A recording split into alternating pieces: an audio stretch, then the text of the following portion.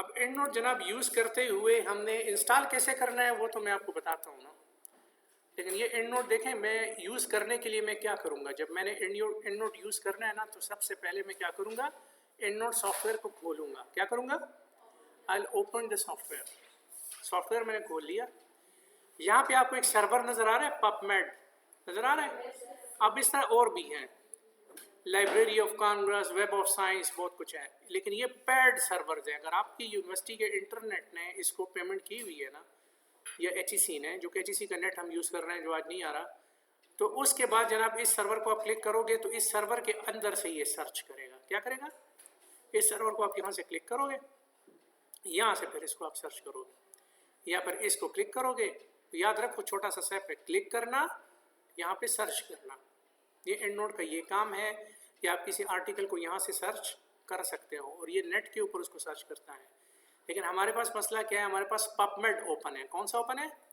The PubMed is open, तो you can use the PubMed. और यहाँ से आप देखें मुख्तलिफ ऑप्शन हैं। सबसे पहला होता है जनाब आथर्स, कि किस आथर का कोई आर्टिकल आपने ढूंढना है। Author contents what? Contents the authors नहीं, आथर नेम ना। लेट सपोज अगर मैं इसको कर लूँ जर्नल कर दूँ, तो जर्नल मुझे क्या कहेगा? कंटेन जर्नल का नाम लिखना है, Pakistan journal of zoology, botany, जो भी है।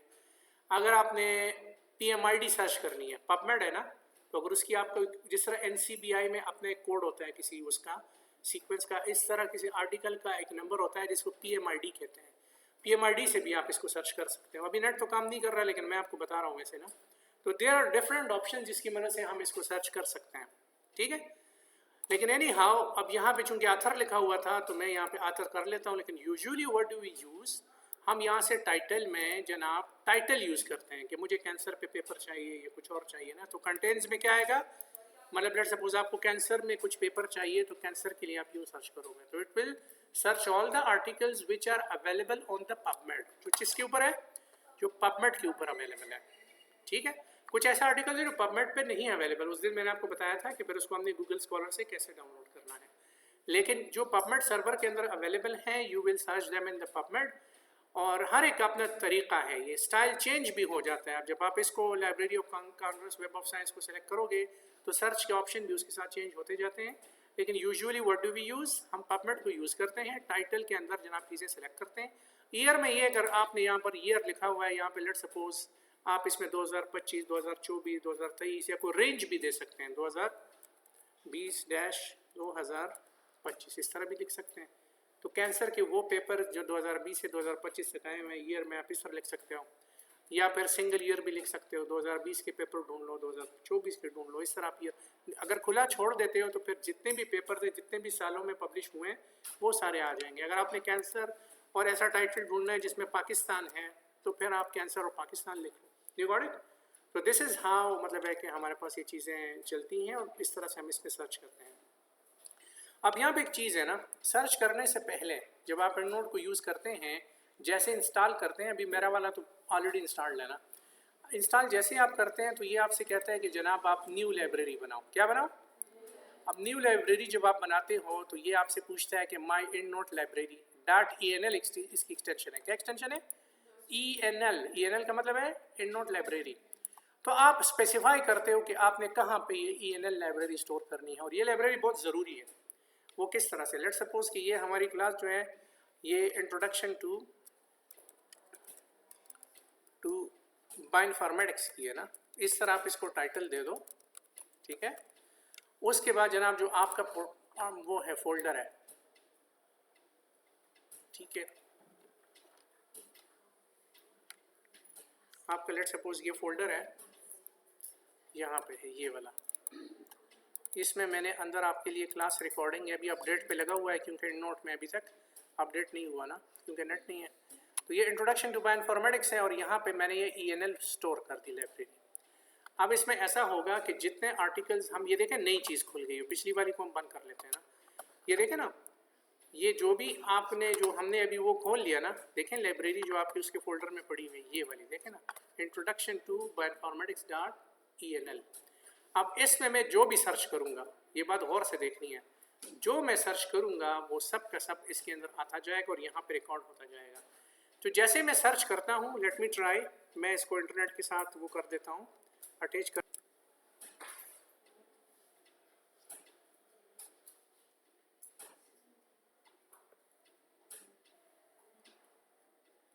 अभी बहुत स्लो इंटरनेट है, लेकिन बार अगर कोई एक रेफरेंस भी आ गया तो मैं इसको कैंसिल कर दूंगा। Just I want to show you कि किस तरीके से ये देखें कुछ आ गया ना।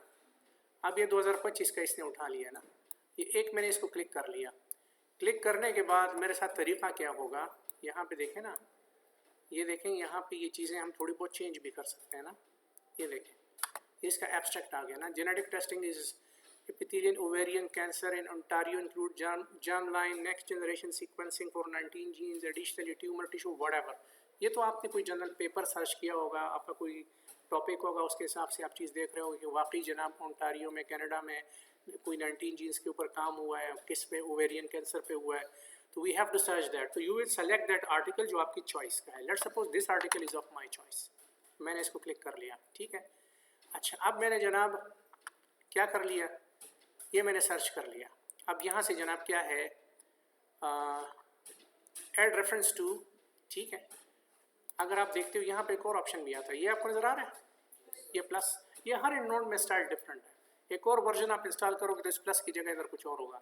लेकिन बेसिक इसका कॉन्सेप्ट क्या है, यहाँ पे मैं आपको हर चीज़ का बुनियाद बताता हूँ। बुनियाद ये है कि आपने ऑनलाइन जो चीज़ सर्च कर ली वो सारी तो आपको नहीं चाहिए ना, कोई सेलेक्टेड आपको चाहिए ना।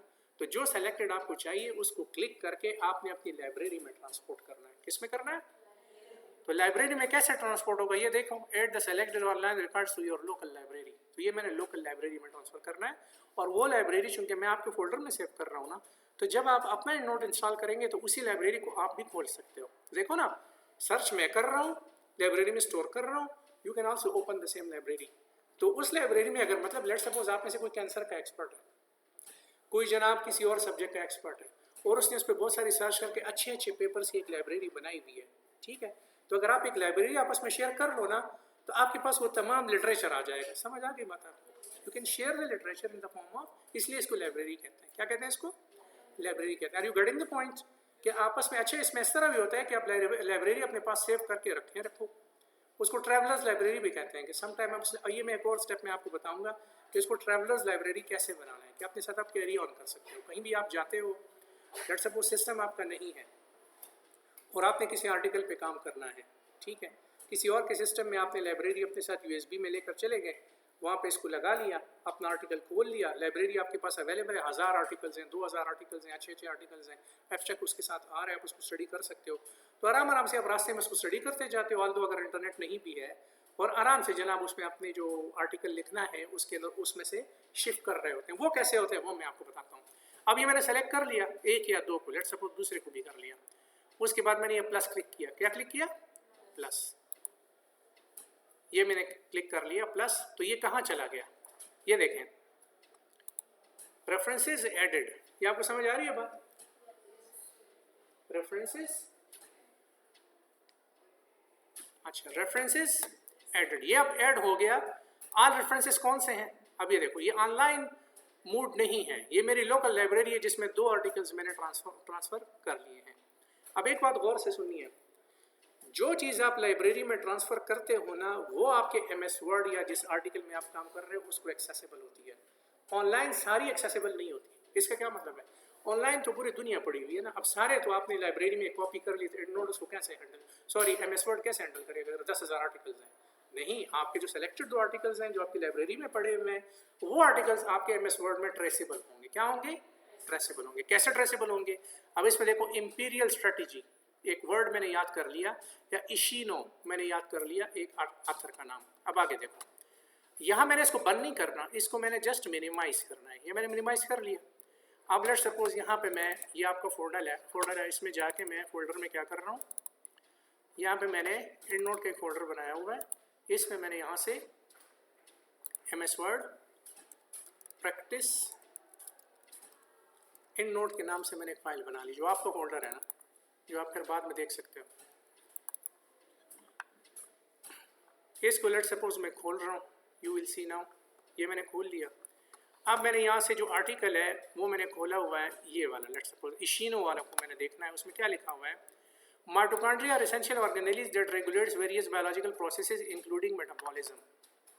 ठीक है, अब मैं लिखूंगा, देखें ना, माइट, तो मैंने पढ़ लिया ना, site while you right, now I am writing it, मैंने पढ़ लिया वहां से ना, is the organ which is responsible for metabolism. देखे ना, मैंने वहां से कॉपी नहीं किया, फिर इसमें प्लेजरिज्म आती है ना, मैंने वहां से पढ़ा, ठीक है, और उसके बाद मैंने क्या किया, मैंने यहाँ पे इसको यूं कर लिया, ठीक। अब मैंने देखो फुल स्टॉप दबा दिया, अब मैं यहाँ पे आ गया, यहाँ मैंने क्लिक किया फुल स्टॉप से पहले, यहाँ मैं आया एंड नोट के ऊपर। किसके ऊपर? एंड नोट कौन सी लाइब्रेरी को ट्रेस करेगा? किस लाइब्रेरी को ट्रेस करेगा? जो वहाँ पे खुली पड़ी है। अब ये एमएस वर्ड उस एंड नोट लाइब्रेरी को ट्रेस कर रहा है जो मैंने वहाँ पे खोली हुई है। You getting the point? यहाँ पे है इंसर्ट साइटेशंस। क्या है? Insert citation. अब मुझे बताओ क्या नाम था उसका, उस बंदे का? इशिनो था, क्या था? नहीं तो दोबारा देख लो, मसला तो कोई नहीं है। इशिनो, ठीक है, मैंने सर्च किया इशिनो, आगे इशिनो, अब मैंने इंसर्ट कर दिया, देखो आगे यहाँ पे आर्टिकल खुद ब खुद सारा फॉर्मेटिंग वगैरह उसकी खुद हुई भी है। अब मैंने एक रेफरेंस स्टाइल बनाया है एंड नोट का, जो कि मतलब है जो हमारे डिपार्टमेंट की जो थीसिस के लिए है ना, वो मैं स्टूडेंट्स को दे देता हूँ, वो खुद ही अपने थीसिस को इस तरह फॉर्मेट करते रहते हैं। ये 1 2 3 वाला साइनॉप्सिस वाला स्टाइल है, IEEE है, ठीक है। वो चूँकि कंप्यूटर वाले थे तो VC साहब ने ये कर दिया, लेकिन मैंने क्या किया जनाब कि मैंने जनाब स्टाइल बनाया, ये बॉटनी से डिराइव्ड है जो हमारे डिपार्टमेंट का स्टाइल है, लेकिन ये हमने जनाब बनाया हुआ है अपने डिपार्टमेंट या हज़ार यूनिवर्सिटी के लिए, ठीक है, मैंने बनाया हुआ है, ठीक है। कुछ इसमें मैंने वेरिएशंस की भी है, नहीं हाँ वो इतना अभी डिटेल में हम नहीं कह सकते, लेकिन हमारा स्टाइल ये है, देखें, इशिनो एंड तोगाशी 2025 और समथिंग, ठीक है। इंपीरियल स्ट्रेटेजी, अब ये देखो, imperial strategy of cancer through mitochondrial transfer. अब देखो, कोई और स्टाइल करना है, किसी और जर्नल में आपने पब्लिश करना है, कोई आर्टिकल लिखना है, एक और में इस तरह से होगा, एक और में देखो बॉटनी मॉडिफाइड, ये भी मैंने बनाया था पाकिस्तान जर्नल बॉटनी के लिए, APS 7, ठीक है, जो ऑटो पे अवेलेबल है एंड नोट में। वैंकूवर इस तरह से होगा। तो हर जर्नल का अपना स्टाइल है, और वो सारे स्टाइल एंड नोट में आप ट्रांसफर करके या खुद बना सकते हो। अगर कोई स्टाइल नहीं है, you can make a style as well for your referencing. समझ आ गई आपको बात? अब यहाँ पे क्वेश्चन ये है कि लेट सपोज मैंने ये वाला सेलेक्ट कर लिया, मैंने इसके साथ अगर और एक और भी करना है, अब मैं किस तरह से करूँगा? राइटिंग सीखें आप, this is very much important ना। अब मैं इसके ऊपर आया, इसमें क्या है? Genetic testing is in epithelial ovarian cancer in Ontario include germline next generation sequencing. अब ये नेक्स्ट जनरेशन सीक्वेंसिंग जो है उसके ऊपर बात हो रही है। Next generation sequencing is important to detect the variants of what? Of cancer in various genes. ये मैंने खुद से एक चीज़ लिख ली ना, ठीक। अब मैं यहाँ पे आऊँगा, नेक्स्ट क्या नाम है उसका? बंदे का नाम क्या है अभी इस दफ़ा? स्पीनार्ड, ठीक। स्पीनार्ड ने बात की है, तो स्पीनार्ड को लिख लेते हैं, SPENARD, स्पीनार्ड, ठीक। ये मैंने सर्च कर लिया, स्पीनार्ड आ गया, ये मैंने यूँ कर लिया, देखो दूसरा रेफरेंस के नीचे आ गया। अब अगर ये वो स्टाइल है, IEEE स्टाइल है, तो ये क्या करेगा? पहला रेफरेंस ये वाला है जो टॉप पे है, दूसरा रेफरेंस कौन सा है? जो उसके बाद आया हुआ है। वो 1 2 3 ऊपर से टॉप टू बॉटम करता है, लेकिन ये जो हमारा स्टाइल है ये क्या करता है जनाब? ये इशिनो को इसने ऊपर रखा है क्योंकि ये अल्फ़ाबेटिकल ऑर्डर में इनको अरेंज करता रहता है। क्या करता रहता है? अल्फ़ाबेटिकल ऑर्डर में खुद ब खुद अरेंज कर रहा होता है। तो नाउ यू कैन सी कि आराम से ये चीज़ें सारी हो रही हैं। अब अगर यहाँ मैंने यही स्पीनार्ड वाला रेफरेंस यहाँ ऐड करना है कि दो बंदों ने ये बात की है ना, ठीक है, ये मैंने इंसर्ट कर लिया, तो ये खुद ब खुद इसमें देखें ना, डबल कामे बीच में डाल के सेमीकोलन और जाके उसको डाल देता है जिस तरह के उस रेफरेंस का स्टाइल होगा। और अगर आप रेफरेंस का स्टाइल IEEE कर लेते हैं तो फिर ये इसको यूँ करेगा, देखो 1 2, समझ आ गई बात? अगर आप कोई और स्टाइल कर लेते हैं, NLM कर देते हैं, तो NLM में इस तरह से होगा। अगर आप जनाब वैंकोर इसको कर लेते हैं तो वैंकोर इसको इस तरह से करेगा। तो this is how you write the paper, you read the papers, select them कि they are important for you, and then you can transfer the same data into your MS Word with the help of EndNote। अब यहाँ sometime आपसे गलती होती है, library आपने कोई और खोली हुई होती है और अब लगे होते हैं कि जी वो आर्टिकल तो उसमें आ नहीं रहा। तो बात ये है, दोबारा याद रखनी है कि जो लाइब्रेरी खोली हुई है आपने EndNote में, वही यहाँ पे MS Word के अंदर ट्रेस हो रही होती है। कुछ लोगों का ये भी मसला आता है कि एंड नोट का आइकन यहाँ पे नहीं आता, तो उसका फिर वो मसले आपकी तरफ आए, आपके पास जब आएंगे तो उसको अकॉर्डिंगली फिर सॉल्व करते जाएंगे कि उसके साथ क्या इशू है। नॉर्मली एंड नोट इसमें इनकॉर्पोरेशन कर लेता है। You got the point? And note किस तरीके से काम करता है, किस तरीके से काम नहीं करता। ठीक है, यहाँ तक समझ आ गई आपको किस तरह से हमने site while you right, you read the paper, you make a sentence in your mind, you type that sentence, and after that the reference which is related to that sentence you have to incorporate that one. तो गलत काम नहीं करना कि भैया आपने sentence कोई और लिखा, रेफरेंस कुछ और डाला है, क्योंकि जब वो आर्टिकल चेक करने वाले जाते हैं ना, वो फिर रेफरेंसेस को देखते हैं कि कैंसर की बात यहाँ पे हुई है नहीं हुई जर्नल में, या ये बंदा खुद से लगा हुआ है। तो इस चीज़ का बहुत ज़्यादा ख्याल रखना है। समझ आ गई बात आपको? अच्छा, अब ये तो चलो मैंने सेव कर लिया, this is an article for you people and you can use it ना। और ये इंट्रोडक्शन टू बायोइन्फॉर्मेटिक्स वाली ENL लाइब्रेरी यहाँ पे आ गई।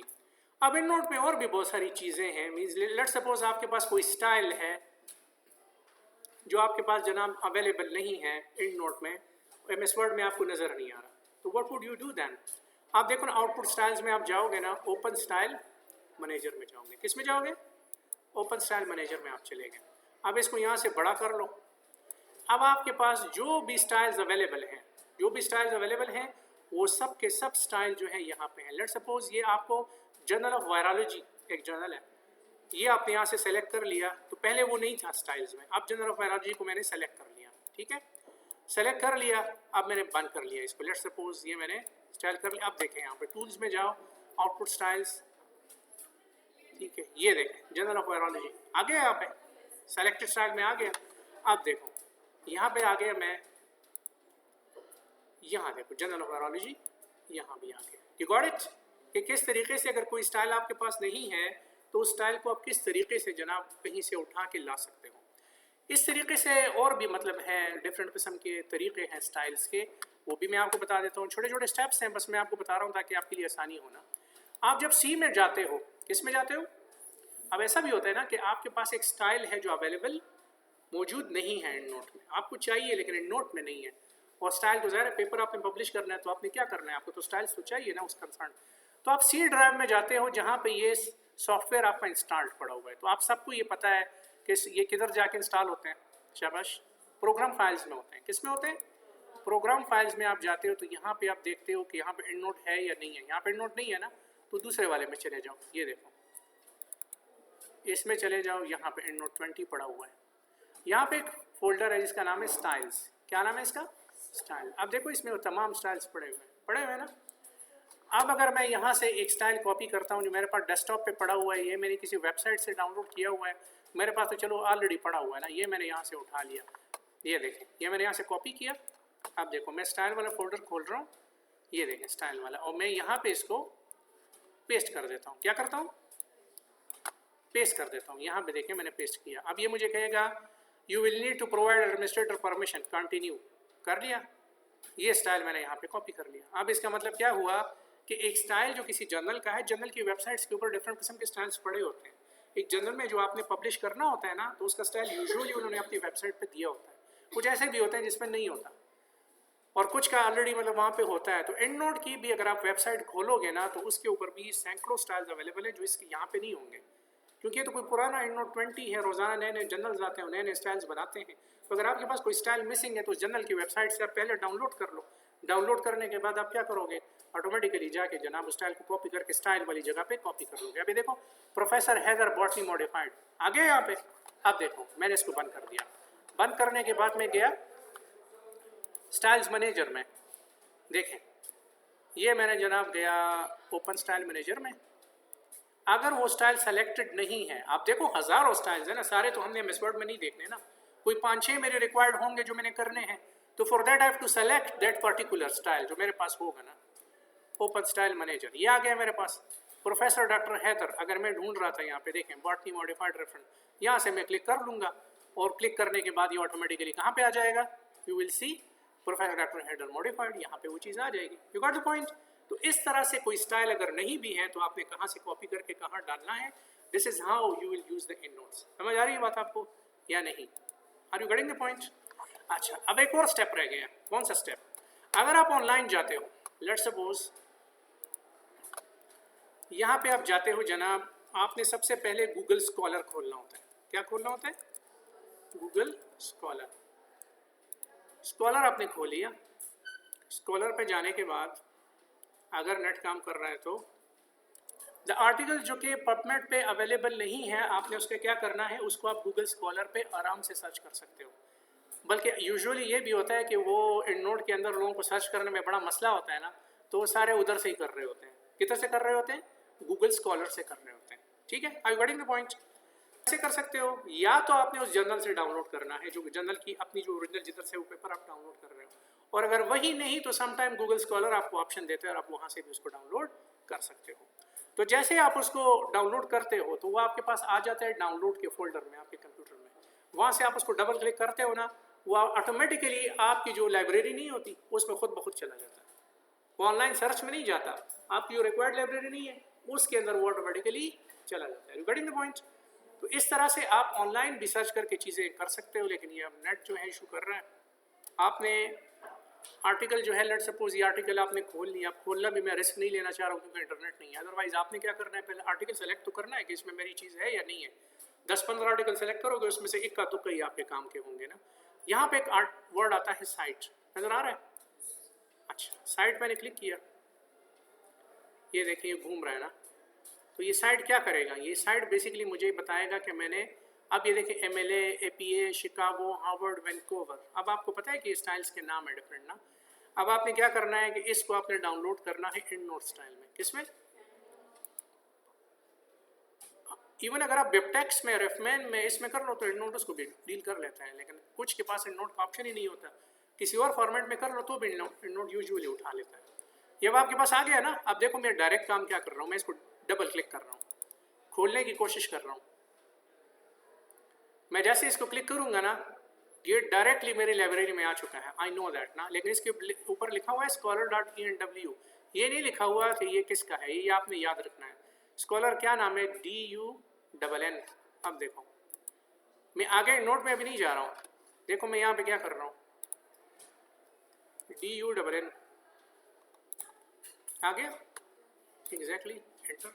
Is it easy? समझ आ रही बात आपको कि मैंने किस तरह से किया? सर्च किया, मुझे ऑटोमेटिकली पता है कि वो मेरी नोट की लाइब्रेरी में जाएगा। नहीं तो मैं अभी सर्च कर देख लेता हूँ। देखो ऑल रेफरेंसेस DUNN आ गया यहाँ पे। You got the point? तो दिस इज हाउ आप MS वहाँ से भी सर्च करके, जिसका रेफरेंस पबमेड पे अवेलेबल नहीं है, आप गूगल स्कॉलर में बहुत ज़्यादा एक्सटेंसिव चीज़ें हैं, वहाँ से आप डाउनलोड कर सकते हो। अब यहाँ पे एक और चीज़ आप देखो ना, इसी तरीके से मतलब लेट सर्च कि शायद हमारे पास कोई वो हो, जिस तरह ये nature.com का कैंसर का एक वो है। चलो रिस्क ले लेते हैं। यहाँ पे है साइट दिस आर्टिकल। क्या लिखा हुआ है? Site this article. Site this article में हम जाते हैं तो ये हमें साइटेशंस देगा। क्या देगा? या तो एंडनोट के ऑप्शंस देगा या फिर कुछ और देगा। ठीक है, अब ये देखें access to this article is available through whatever. ये देखें डाउनलोड साइटेशन, फिर आ गए यहाँ पे साइटेशन डाउनलोड करनी है। अभी देखो एंडनोट खुद ब खुद लगा हुआ है। आई डोंट लाइक इट, मैंने खुद डाउनलोड करना है क्योंकि ये चीज़ अक्सर सही काम नहीं करती, क्योंकि ये पायरेटेड वर्जन है सारे ना। अब ये देखो साइटेशन इसने डाउनलोड कर ली। अब ये देखो रिस फॉर्मेट में डाउनलोड होगी। किस में? रिस फॉर्मेट में। अब रिस फॉर्मेट को मैंने खोल लिया, अपडेट इन टर्म लिस्ट हो गया। अच्छा, अब कैंसर का जो है पेपर का नाम क्या है? पेंटेल नाम है ना। तो मुझे सिर्फ याद है कि पेंटेल का वाला बंदा मैंने इसमें इंटर करना है। पेंटेल आ गया, पेंटेल डाल दिया मैंने, पेंटेल डायरेक्टली। अब आपको पता चला कि आप जर्नल के वेबसाइट से भी डाउनलोड कर सकते हो। सम टाइम आपको गूगल जो है स्कॉलर सही साइटेशन नहीं देता, उसकी लेंथ पूरी नहीं होती ना। अब यहाँ भी कुछ मसले हैं। लेट सपोज यहाँ देखें ना DOI है, डिजिटल ऑब्जेक्ट आइडेंटिफायर है। किसी में देखें ना DOI ये लगा हुआ है, किसी में DOI नहीं है। तो अगर आपके जर्नल के स्टाइल में ये है कि वो आपको चाहता है कि आपके पास DOI मौजूद हो, तो सम टाइम गूगल स्कॉलर आपको DOI नहीं देता। तो जब नहीं देता, what would you do then? उसमें कोई मसला कोई नहीं है, you can just do that ना। देखें आपके पास अब ये है, इसका DOI यहाँ पे ये लिखा हुआ है, लेकिन कंप्लीट DOI भी दिया हुआ है ना। क्या दिया हुआ है? कंप्लीट DOI भी दिया हुआ है। तो यू कैन डू व्हाट कि आप कंप्लीट, कोई चीज़ गिर गई तो उठा लें प्लीज़, टेंशन ना लें। क्या गिर गया? लैपटॉप, छतरी? चलो शुक्र है कि कुछ ज़्यादा नहीं। अच्छा, एनी हाउ अब देखें यहाँ पे DOI आपको नजर आ रहा है कि आप इसको भी कॉपी कर सकते हो, इसको भी कॉपी कर सकते हो। यहाँ पे एडिट का ऑप्शन भी है, आपको नजर आ रहा है, there is an edit option. Edit में क्या है, ये नाम सारे लिखे हुए हैं, ईयर लिखा हुआ है, वॉल्यूम लिखा हुआ है। यहाँ पे आपको नजर आ रहा है DOI, तो वहाँ देखें ना समरी में DOI कंप्लीट मौजूद था, देखें ना, मैं पूरा कंप्लीट उठा लेता हूँ यहाँ से, और यहाँ DOI इनकम्प्लीट है ना, तो मैं यहाँ पे Ctrl+V कर देता हूँ, इसके बाद मैं सेव कर लेता हूँ। This is what I am telling you कि आपने रेफरेंस को सेव कैसे करना है ना, अगर इसमें कोई मॉडिफिकेशन करनी है। DOI मैंने सेव कर लिया, ये पेंटिल का है, किसका है, पेंटिल का है। अब पेंटिल वाला आप देखो ना, यहाँ पे पेंटिल वाले में DOI मौजूद नहीं है सिरे से, है या नहीं है, there is nothing like that. अब अगर मैं इसमें ये कर लेता हूँ, ये कर लेता हूँ, तो पेंटिल जो है क्या हुआ, इसके साथ अब DOI आ गई है। समझ आ रही है बात आपको? तो आप अगर किसी रेफरेंस में वाकई में DOI के साथ मसला है तो आप उसको एडिट कर सकते हो वहाँ से, मैंने आपको बता दिया ना, ठीक है। Are you getting the point कि एंडनोट में हमने किस तरीके से काम करना है, कैसे सर्च करना है, कैसे चीज़ें ढूंढनी है, ठीक है। अब इसको मैं सेव कर रहा हूँ।